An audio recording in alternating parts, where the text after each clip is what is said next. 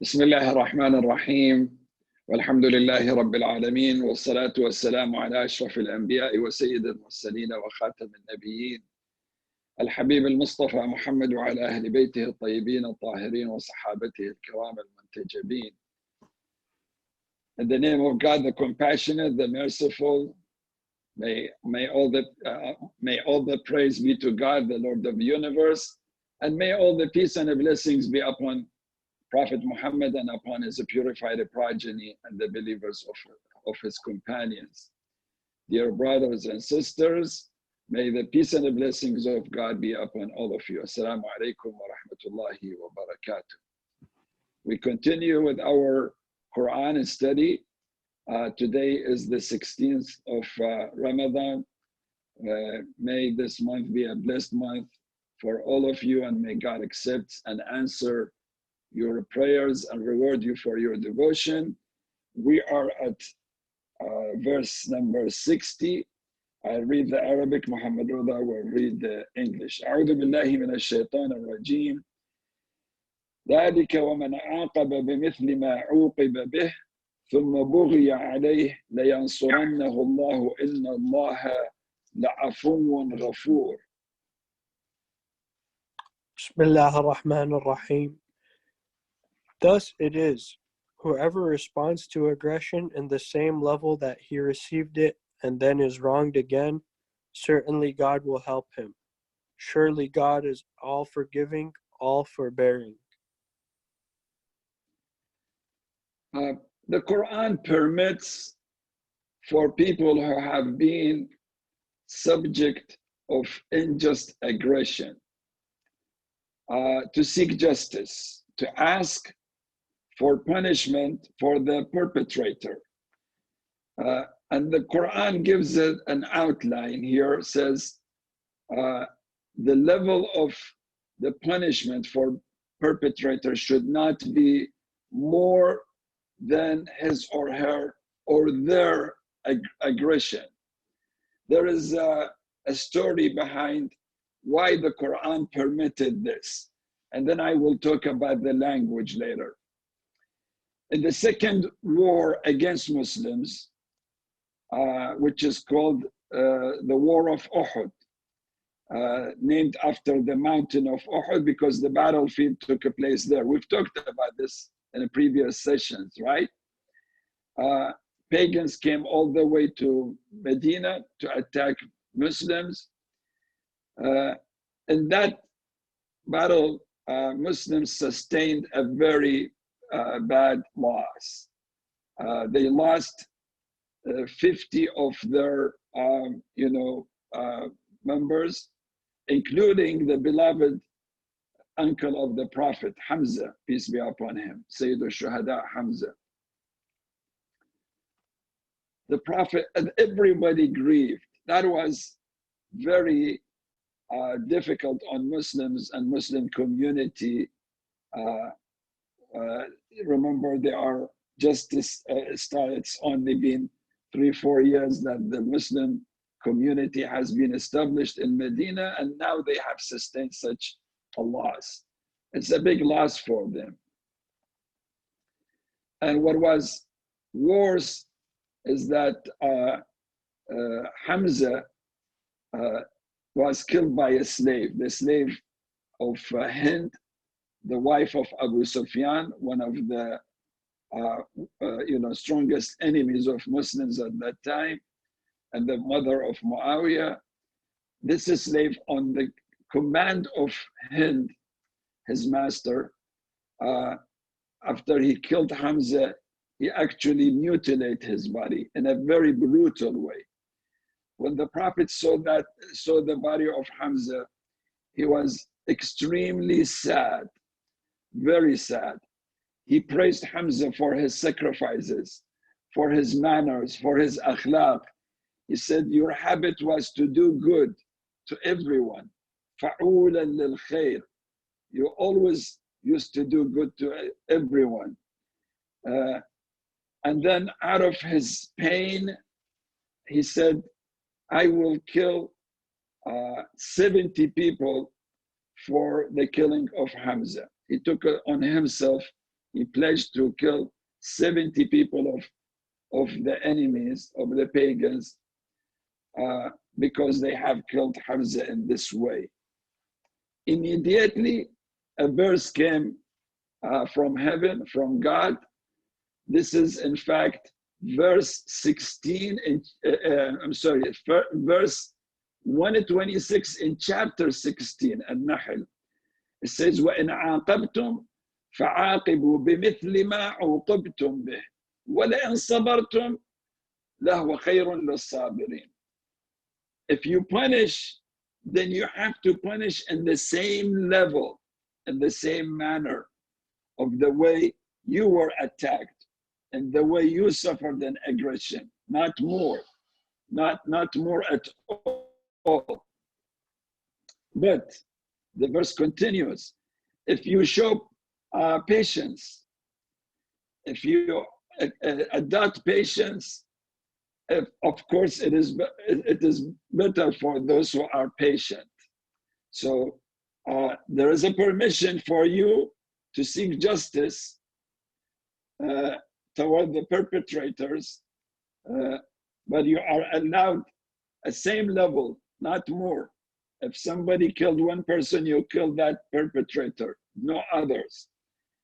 But better than that, if you show patience, you forgive and you show patience. The Prophet, peace be upon him, said, we will be patient. And when he overtook Mecca, he pardoned everyone, including him who gave the commands, and her slave, Wahshi, his name, pardoned them.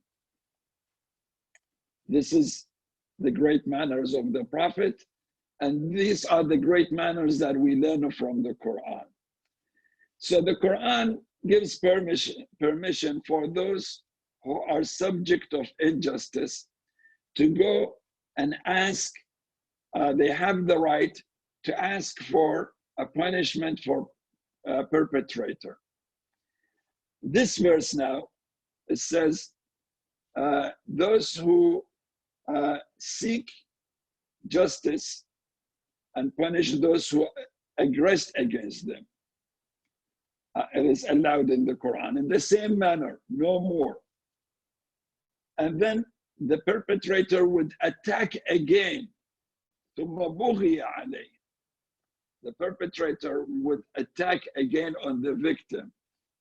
God has promised to help the victim and make him or her or them to overcome, to win. There is a story behind this verse as well. The verse that we are studying, verse 60 in chapter 22, al-Hajj. A group of pagans, very hostile pagans, met with a group of Muslims during the month of Muharram. Muharram is the first month in the Muslim lunar calendar. And Muharram is called Muharram al-Haram. It's a sacred month. And in the Muslim calendar, there are 4 months who are considered to be sacred. What does sacred mean?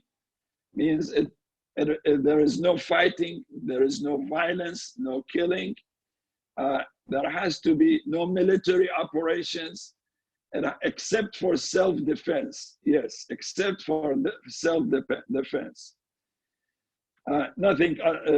And in fact, Islam does not permit initiating attack anyway. Does not permit initiating attack anyway. But this was a tradition that the pagans used to respect before Islam. Islam came and said, we will respect that as well. So these 4 months would be sacred months. These are the months of pilgrimage. One is the month before pilgrimage. One is the month of pilgrimage, the Hajj, and one after, which is Muharram. And one in the middle, which is Rajab, for those who go for minor pilgrimage, Umrah. Those pagans, met the group of Muslims during Muharram. In fact, before the last 2 days of Muharram, and they talked to one another. You know, during Muharram, Muslims will not fight, so this is the best time for us to attack them. And they waged an attack. Muslims begged them, told them, this is a sacred month. There should be no fight. Stop fighting. Pagans ignored them. They waged the war. Muslims decide to defend themselves. What else? Yes, it is not allowed to fight, but now they have to defend themselves. In fact, so they defended themselves and they overcome. So the pagans were defeated or killed. They were happy that they defended themselves, the Muslims, but at the same time they were sad that they engaged in an act of violence. They used force in the month of Muharram. They felt, you know, some kind of guilt. Why they have been engaged in violence? This verse came.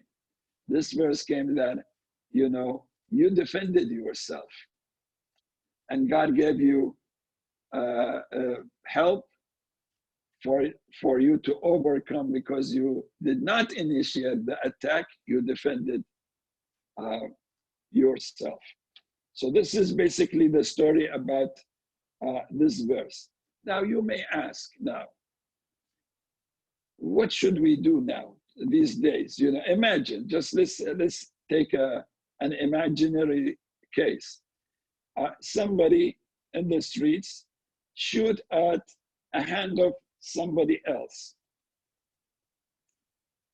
Based on the Quran, what some of the scholars or commentators have said, the victim has the right to shoot the other person in the hand, just like what he has done or she has done. Some other scholars say this is not the case. The Quran says you can seek justice and punishment for the perpetrator. The most important concept here is that this punishment should not impose more pain on the perpetrator than the act of aggression he committed on the victim. So it does not say it has to be exactly in the same manner. It says it should be at the same level, not more. Today, when you seek punishment in such case, they put the perpetrator in jail, and he gets to, or she gets to suffer pain being in jail. Well, this will serve the purpose. However, the level of pain should not be more than what he or she committed, the criminal, the perpetrator committed in the first step. Of course, this is a very detailed discussion. Our few minutes will not be enough for us to discuss this, because now you may say, okay, what if the victim was, let's say, a surgeon, highly skilled surgeon, who with his hand would save tens of lives every day when he does surgery. You cannot compare this hand to, let's say, somebody who is a simple farmer who helps with picking up a fruit or collecting food from farms. That's a very valuable work, but you cannot compare it with somebody who makes a surgery, many surgeries a day, and save dozens of lives or maybe more every single day. How you can, so this is a very detailed discussion. The Quran says generally if you want to seek justice and punish the perpetrator, the basic rule, the general rule is that the punishment should not inflict pain more than what he or she has done in first place. All right, if there is no question or comment, we move to the next verse. Verse 61. أعوذ بالله من الشيطان الرجيم. ذلك بأن الله يولج الليل في النهار ويولج النهار في الليل وأن الله سميع بصير. Thus it is God that causes the night to merge into the day and the day into the night. Surely God is all-hearing and all-seeing. So this verse brings totally a new subject. And this is a very typical characteristics of the Qur'an. Sometimes the next verse would bring totally new subject. This is a very typical of the Quran. If you read the Quran, sometimes even in one verse, there are 2 or 3 or more than one subject covered with one verse. Sometimes there is a flow of ideas, and sometimes there are new subjects. There are many reasons for that. One reason is that in one chapter would not come all together at once. There are certain verses come, let's say 1 to 6 or 1 to 10, and then a few days later, another few verses would be revealed to the Prophet related to another issue, totally new issue, and the Prophet would say, put this verse, in this chapter after these verses. So that's one reason that sometimes we see verses, they enter a new discussion and a new subject, not related to the previous one. Or maybe we do not know. At this time, we might not find the connection between this verse and the verse before. Maybe in the future, when there are more discoveries or there is more science or knowledge available for us, we can find the connection. But even if we could not find a connection between one verse and the next verse right after it, this is a very typical nature of the Quran. That verses bring variety of chapters, bring variety of subjects. Now, there are a few verses that we will read and study today and tomorrow and next few days that talks about natural phenomena.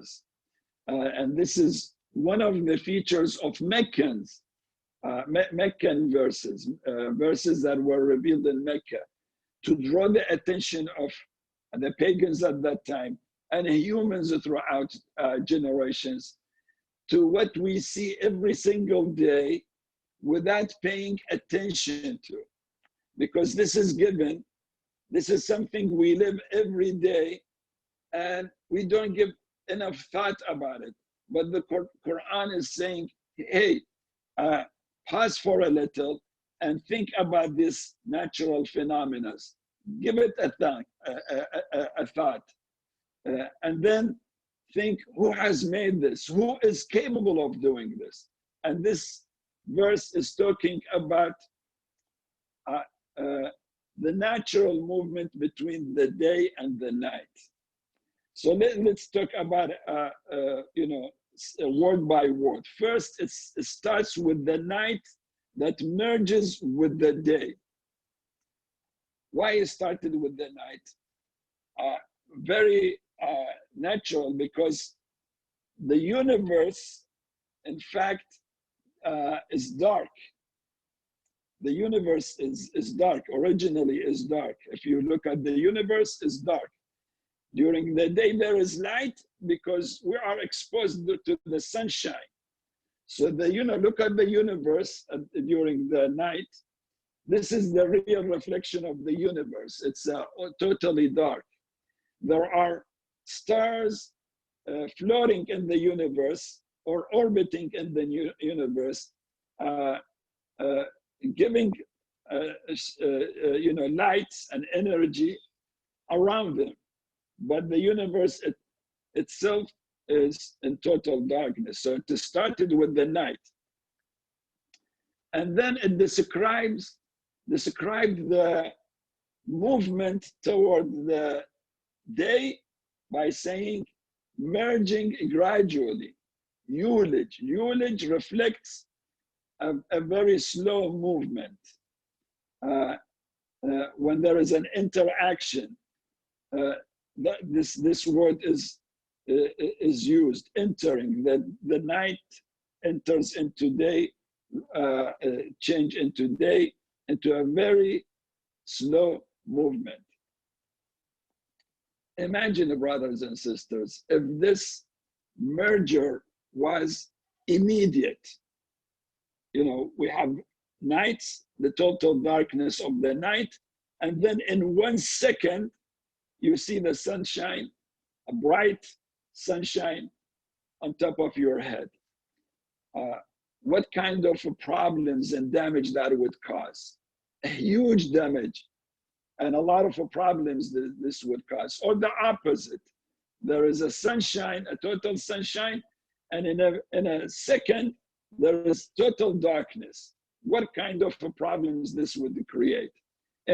Just imagine, tonight as you are sitting to break your fast, eat your iftar, and then lights goes off.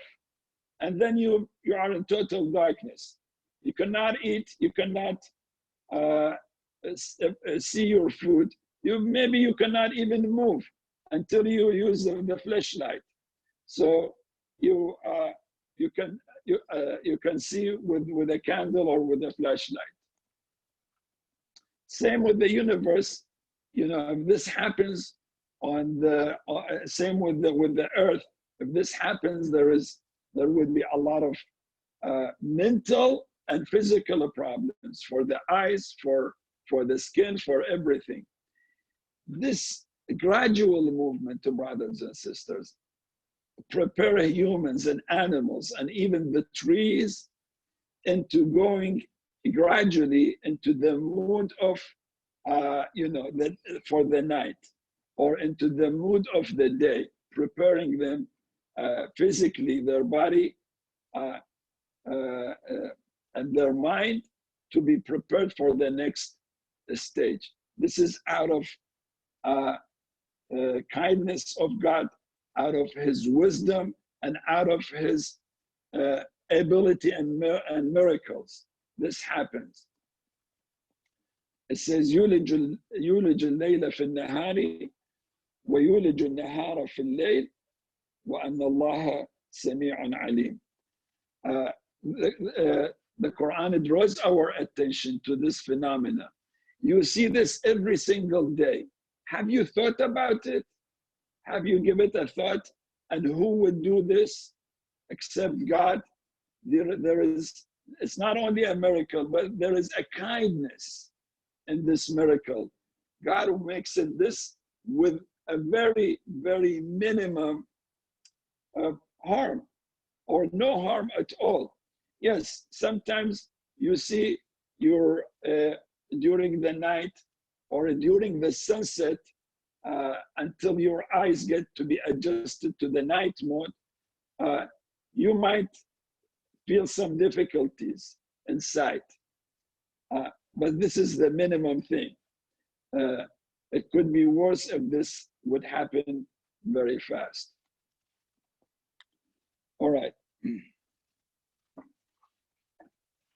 Then the next verse, أعوذ بالله من الشيطان الرجيم. ذلك بأن الله هو الحق وأن ما يدعون من دونه هو الباطل وأن الله هو العلي الكبير.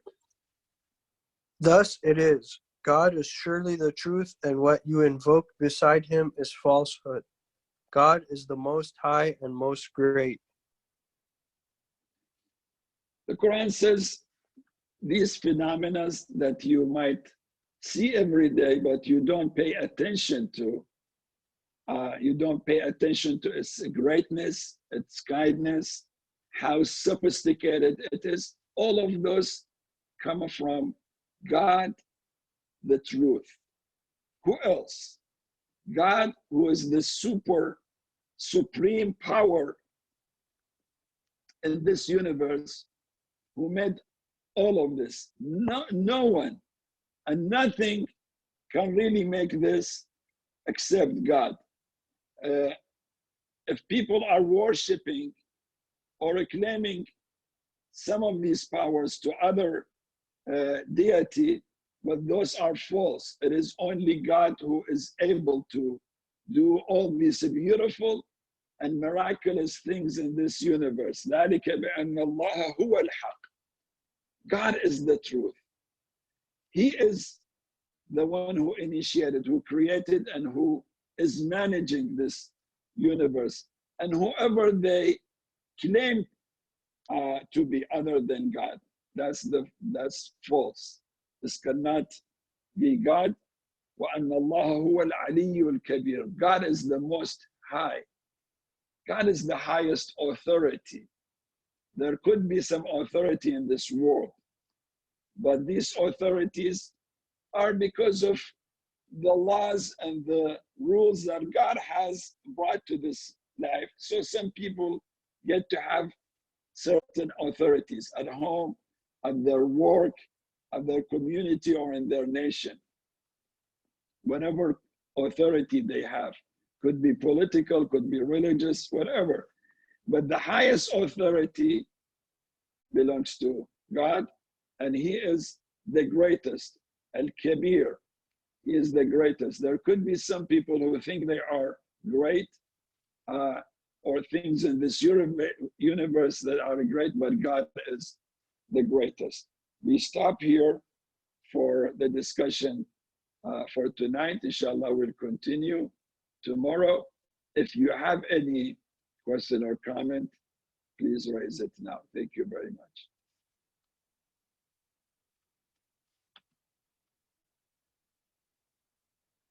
All right, it doesn't seem that there is a question or a comment. Thank you very much for joining this group. I really pray that you are enjoying this discussion. Inshallah, we'll see you tomorrow. I pray for your safety and the safety and health of everyone, especially at this time. I pray that God accepts your deeds, reward you for your devotion, fasting, for your prayers, and for your practices, and for your giving and charity during this month. I ask healing for those who are ill and sick, and ask Allah subhanahu wa ta'ala to shower the soul of those who departed with His blessings, and help and protect you and those who are fighting against this pandemic, and help those who are going through physical or economical or mental hardship during this time. أقول قولي هذا والسلام عليكم ورحمة الله وبركاته. Assalamu alaikum, Sayyid Ali. Thank you so much. السلام عليكم ورحمة الله.